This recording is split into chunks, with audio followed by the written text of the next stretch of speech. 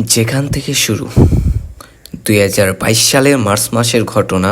বছর ঘুরে নতুন আরেকটি রমাদান সুবর্ণ সুযোগ নিয়ে আমাদের দেরগোড়ায় হাজির হয়েছে সারা বছরের সমস্ত অযত্ন আর অবহেলায় কাফারা আদায়ের মৌসুম হিসেবে। দ্বিতীয় অথবা তৃতীয় রমাদান হবে হয়তো। একদিন ইফতার সেরে অল্প সময়ের জন্য ফেসবুকে ঢুকে দেখি কেউ একজন আমার একটা বইয়ের ছবি পোস্ট করছে। বইয়ের ছবি তো অনেকেই পোস্ট করেন, আলহামদুলিল্লাহ, কিন্তু সেদিনের সেই ছবিটি আলাদা, একটা মাহাত্ম্য ছিল। ছবিটি কোনো সাধারণ জায়গায় তোলা ছিল না, জাবালে নূর অর্থাৎ হেরা পর্বতের অভ্যন্তরে কোনো একটা জায়গাতে তোলা।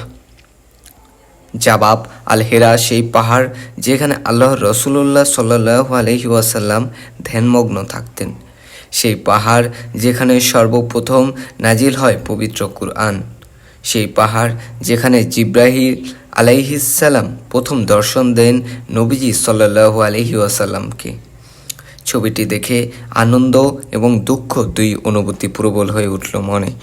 এমন পবিত্র মাটির স্পর্শ পেয়ে আমার লেখা বই, এই আনন্দ ছিল আমার জন্য আকাশ ছোঁয়া। আবার প্রিয় রাসূলের প্রিয় ভূমিতে আমি অধমের যাওয়া তৌফিক হলো না, সেই দুঃখবোধও যেন বাঁধ ভাঙা। জোয়ারের মতো আশ্রে পড়ল হৃদয় জুড়ে রমাদানের সেই মুখরিত সন্ধ্যায়।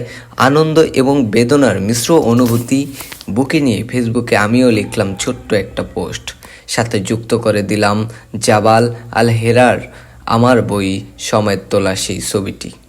সেদিন লিখেছিলাম, আমার কখনো যাওয়ার তৌফিক হলো না, কিন্তু মহান রব আমার কাজগুলোকে সেখানে ঠিক পৌঁছে দিয়েছেন। সুবহানাল্লাহ। আল্লাহ সুবহানাল্লাহ ওয়া তাআলা হলেন আস-সামি অর্থাৎ সর্বদ্রষ্টা এবং আল বাসির সর্বশ্রোতা। তিনি বান্দার মনে সমস্ত খবর রাখেন। বান্দা যা মুখ দিয়ে উচ্চারণ করেন, যার জন্য বান্দা ঠোঁট পর্যন্ত নাড়ায় না, যা ইচ্ছা, যে চিন্তা এবং যে অভিলাষ বান্দার হৃদয়ে তৈরি হয়ে হৃদয়ে চাপা পড়ে যায়, সেসব কোনোটাই তার অজানা থাকে না। সেদিনে সেই সন্ধ্যায় রাসূলের দেশে যাওয়ার জন্য আমার হৃদয়ে যে আবেগের ঢেউ জেগেছিল, সে শূন্যতা জেগে বসেছিল অন্তরের কান্নে। যে আকুতি তৈরি হয়েছিল মনের সুগভীর কোণে, সেই আবেগ, সেই শূন্যতা এবং সেই আকুতির কথা তার কাছে কিভাবে গোপন থাকবে? তিনি শুধু আস-সামি আল বাসিরই নন, একসাথে তিনি আল ওয়াকিল তথা সর্বোত্তম অভিভাবক। তিনি শুধু বান্দার ইচ্ছা, অভিলাষ আর স্বপ্নের কথা শোনেন না, তা নয়, সর্বোত্তম অভিভাবক হয়ে তা পূরণের ক্ষেত্রগুলো তৈরি করেন। মাঝে মাঝে বান্দার অভিলাষ তিনি এত দ্রুত ক্ষেত্রগুলো তৈরি করেন, মাঝে মাঝে বান্দার অভিলাষ তিনি এত দ্রুত পূরণের আয়োজন করেন যে পুরো ঘটনাকে জাদু বাস্তবতার মতো অবিশ্বাস্য ঠেকে। তিনি তো সেই রব যিনি হও বললেই সব কিছু হয়ে যায়। আমার রব সেদিন সন্ধ্যাবেলার সেই লেখাটা নজরে আনলেন আমার অত্যন্ত প্রিয় একজন মানুষের। তিনি হলেন শাইখ আব্দুল হাই মুহাম্মদ সাইফুল্লাহ হাফিজাহুল্লাহ। শাইখের সাথে আমার সম্পর্কটা অত্যন্ত গভীর। নিজের আপন ভাইকে তিনি যতখানি ভালোবাসেন, যত্ন নেন, খোঁজখবর রাখেন, ধারণা করি আমার প্রতিও শাইখ ঠিক ততখানি অনুরক্ত এবং আন্তরিক।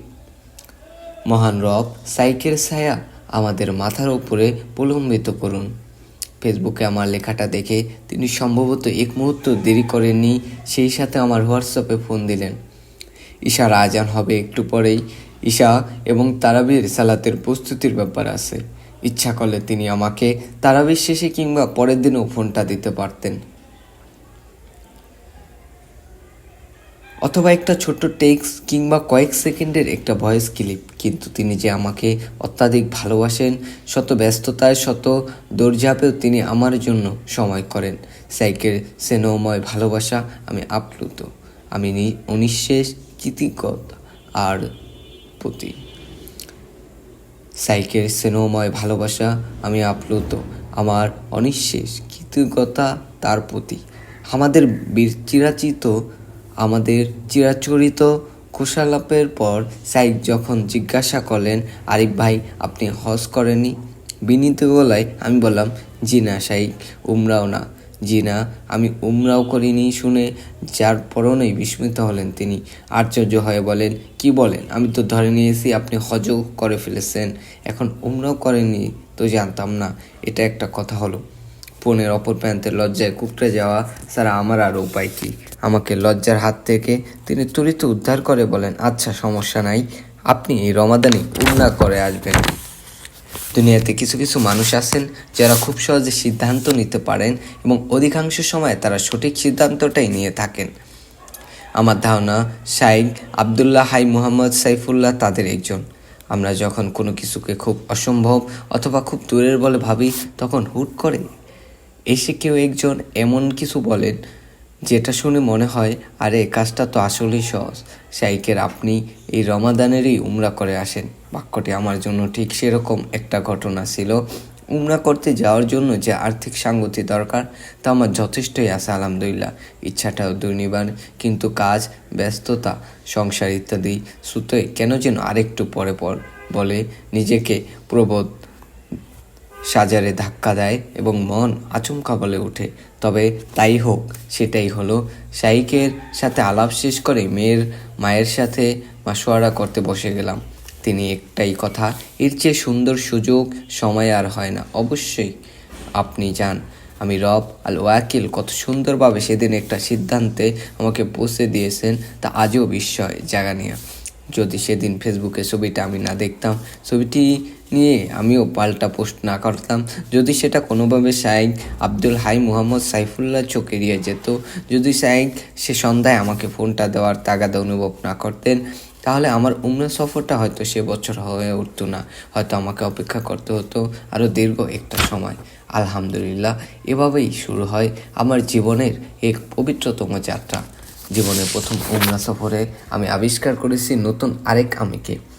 বাইতুল্লাহকে ঘিরে আমার হৃদয়ে যে অনিঃশেষ ভালোবাসা, নবীজি সাল্লাল্লাহু আলাইহি ওয়াসাল্লামের জন্য হিয়ার মাঝে যে অকৃত্রিম প্রেম, সাহাবাদের জন্য আমার অন্তরের কারণে ভালোবাসার যে বুদবুদ, এই সফরের সমস্ত কিছুই একটা গোড়া লাগা স্বপ্ন থেকে সত্যি হয়ে দাঁড়া দিয়েছিল।